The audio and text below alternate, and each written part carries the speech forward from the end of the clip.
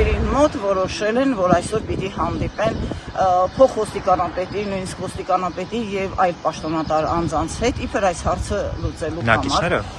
Բնակիչների ներկայացուցիչները, սկզբում ասացին 1, 3, չգիտեմ քանի հոգի, ես մինչև հիմա կայացած բոլոր հանդիպումներին մասնակցել եմ,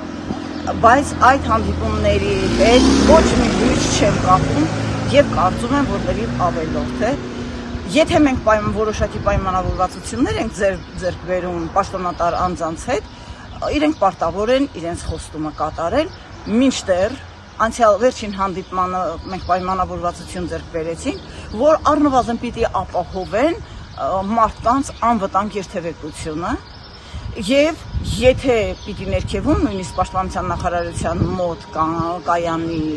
25 համարը, ուրեմն այդ ընթացքում պիտի եւ լուսավորություն անցկացվեր եւ մայթեր պատրաստեին, մինչդեռ ոչ մի քար չի դրվել եւ ոչ մի սանտիմետր ասֆալտ չի արվել։ Հիշեցնեք խնդիրը 25 համարի 25 համարի երթուղին արդեն տարի ու կես, նույնիսկ երևի ավելի, մոտ 2 տարի եկել է Պրոշյան, իջել է Պրոշյանի ներքևի թաղամասերը եւ ընդհանրացակ նորմալ ավտոբուսներ էին, նույնիսկ իմ կարծիքով, երբ 100 դրամ էր երթևեկության արժեքը, դա նորմալ գին էր, ասենք Պրոշյանի եւ ընդհանրապես Երևանի համար, նաեւ դարձին առանց որևէ հիմնավորման դարձին 150 դրամ, մինչդեռ ոչ մի բարեփոխում չէր եղել այդ ասպարեզում։ Ավտոբուսի, տրանսպորտի ցանկացած ապրանքի գինը բարձրացնում են եւ որոշակի որակական փոփոխություն է լինում։ Այս ասպարեզում չէր եղել փոփոխություն եւ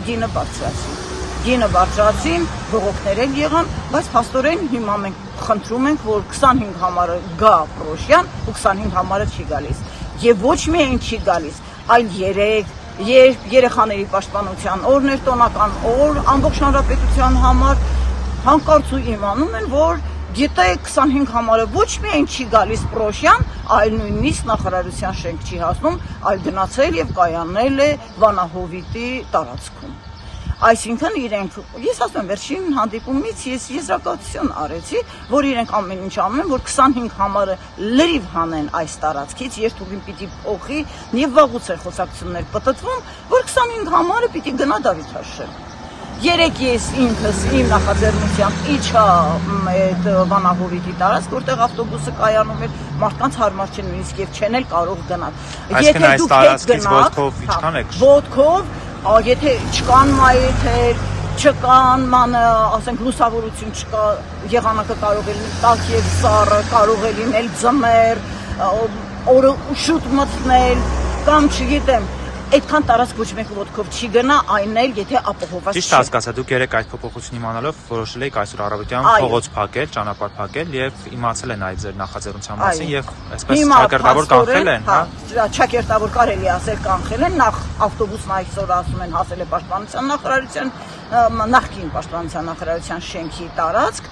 եւ գումարած դրան հրավիրել են իրենց մոտ հանդիպման պրոշյանցիների։ Ես ճիշտ ասած հրաժարվել եմ, ես չեմ ուզում գնալ հանդիպման, որովհետև ես արդեն 5 անգամ նույն բանի մասին խոսում եք եւ իրենք իրենց կարծիքը չեն փոխում, եթե նոր մարդիկ կլինեն, թող գնան հանդիպման, տեսնեն ինչ է։ Պրոշյանցիները պահանջում են, որ 25 համարը իր երթուղին չպետք է փոխի։ Մեր պահանջը դա է, եթե գնան հասնեն այսօր, ասենք, ոստիկանություն են գնում, ում հետ են հանդիպում, ինչ է փոխվելու։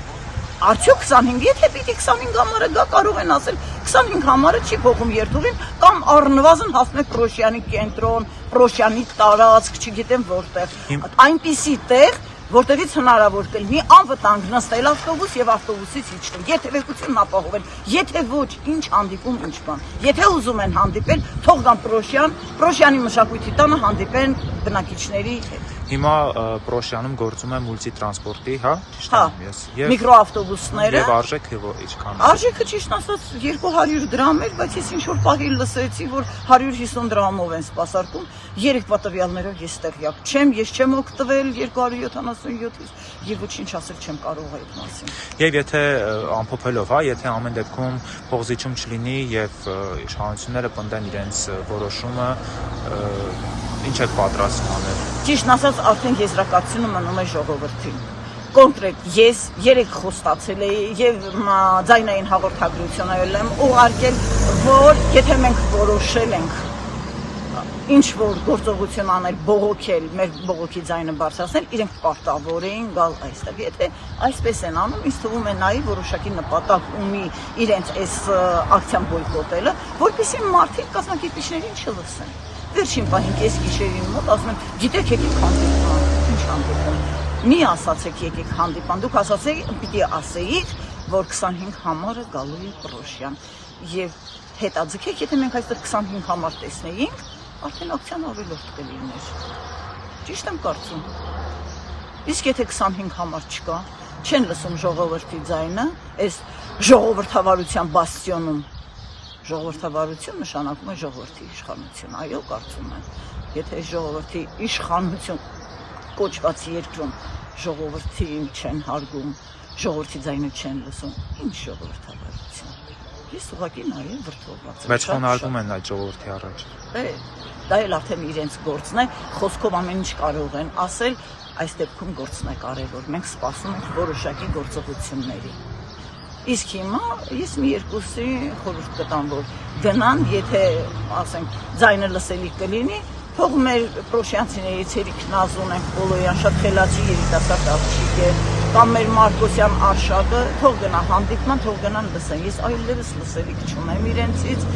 եւ կարևորն այստեղ պրոշյանցիների ձայնին ունկնդիր լինելն է, պրոշյանցիների պահանջը կատարելն է, որն է 25 համարի, ինչ ասեմ, գծից դուրս չբերելը։ 25 համարը պետք է մնա Պրոշյանում եւ իրենք պարտավոր են։ Ես ասում եմ 21-րդ դարն է, կյանքը պիտի ավելի բարելավի, ինչ բարելավել, 25 համարը, որ եղել է եւ ուղիղ կապը Երևանի կենտրոնի, մինչև Ազատության պողոտա ու հաղթանակի զբոսայգի գնացող տրանսպորտը փոխարինում են մինչև Հալաբյան գնացող տրանսպորտով։ Գիտեք, լրացուցիչ ֆինանսական ինչ բեռ է նստում այն մարդկանց ուսերին, որոնք շատ խոցելի են եւ ամեն օրվա յուրաքանչյուր օր 400 դրամ լրացուցիչ ֆինանսական բեռ, եթե մի տնից 4 հոգի երթևեկի, պատկերացնում եք ինչ բեռ է, այդքան աշխատավարձ ստանում են արդյոք Հայաստանում, այսքան երևի։